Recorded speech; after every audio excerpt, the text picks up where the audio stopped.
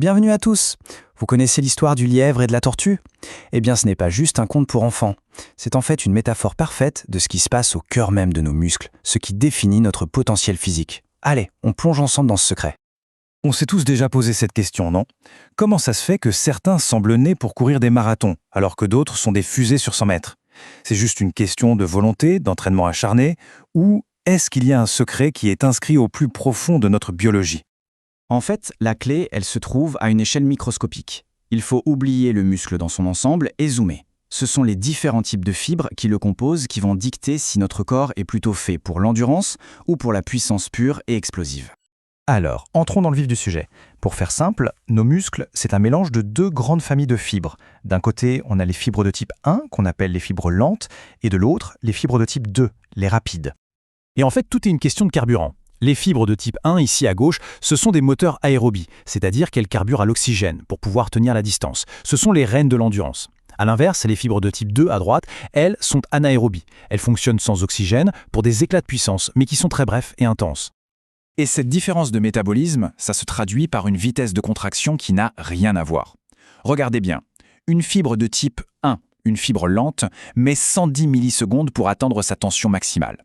Une fibre de type 2A, qui est une sorte d'intermédiaire, le fait en 50 millisecondes. Et la plus rapide de toutes, la 2B, en seulement 25 millisecondes. C'est plus de 4 fois plus rapide que la fibre lente. C'est énorme. En moyenne, un muscle est composé à 50% de fibres lentes et 50% de fibres rapides, qui sont elles-mêmes réparties à peu près équitablement entre 2A et 2B. Mais attention, ça c'est juste une moyenne. Certains muscles, comme le soléaire dans le mollet par exemple, peuvent contenir jusqu'à 80% de fibres lentes. Pourquoi? Parce qu'ils sont sollicités en permanence pour maintenir notre posture. Alors, si on devait décrire cette fameuse fibre de type 1, on pourrait dire que c'est notre marathonienne.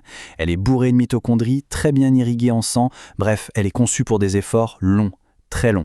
Elle n'est pas très puissante, c'est vrai, mais elle est incroyablement endurante. Et à l'exact opposé, on trouve la fibre de type 2B. Là, c'est le sprinter pur et dur. Elle est capable de générer une force immense et très rapidement. C'est parfait pour un saut, un sprint, un lancer. Mais son énergie se consume à une vitesse folle, ce qui la rend très très sensible à la fatigue. Et pile entre ces deux extrêmes, on a la fibre 2A. C'est un peu le couteau suisse de nos muscles. Elle est rapide, elle est puissante, mais elle résiste bien mieux à la fatigue que la 2B.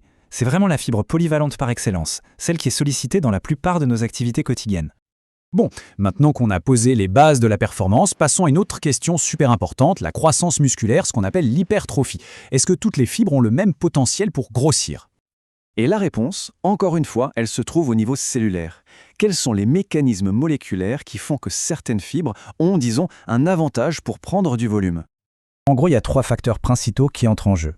D'abord, la sensibilité aux hormones. Ensuite, le nombre de centres de commande à l'intérieur de la cellule. Et enfin, l'efficacité des voies de communication qui, elles, vont déclencher la fabrication de nouvelles protéines. C'est là que ça devient vraiment fascinant. Les fibres de type 2B, donc les plus explosives, sont aussi les plus sensibles aux hormones de croissance, comme la testostérone.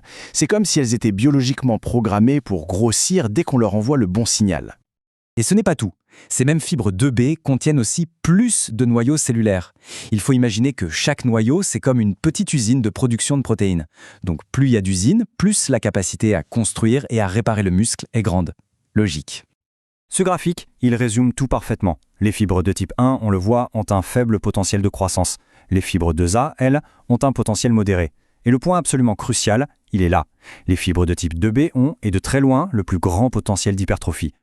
Tout ça nous amène à une question assez logique. Si notre profil de fibre détermine notre potentiel, est-ce qu'on est coincé avec ce que la nature nous a donné, ou est-ce qu'on peut, grâce à l'entraînement, modifier cette composition? Alors la réponse c'est oui, mais c'est une route qui va plutôt dans un seul sens. C'est ce qu'on appelle la plasticité musculaire. Avec un entraînement régulier, les fibres ultra rapides, 2B, elles vont se transformer en fibres plus polyvalentes, les 2A. Si on pousse l'entraînement d'endurance à l'extrême, ces fibres 2A peuvent même finir par adopter les caractéristiques des fibres lentes de type 1. Mais attention, le chemin inverse, lui, ne fonctionne pas. Les fibres de type 1, nos marathoniennes, sont extrêmement stables. Et les transformer en fibres de puissance de type 2, c'est considéré comme quasiment impossible.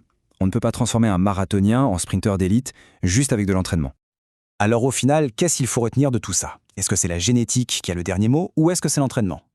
Le verdict des sources est assez clair. Notre génétique, c'est-à-dire notre composition de base en fibres, définit notre potentiel.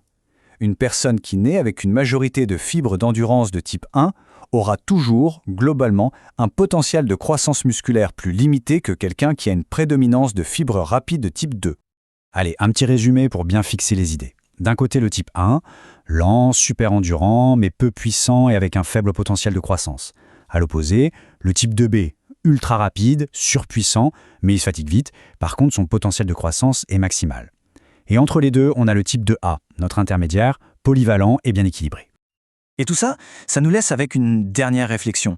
Si on sait que la génétique fixe les limites de notre potentiel et que l'entraînement nous permet d'optimiser ce qu'on a à l'intérieur de ce cadre, la question reste entière. Quelle est la vraie part de l'inné?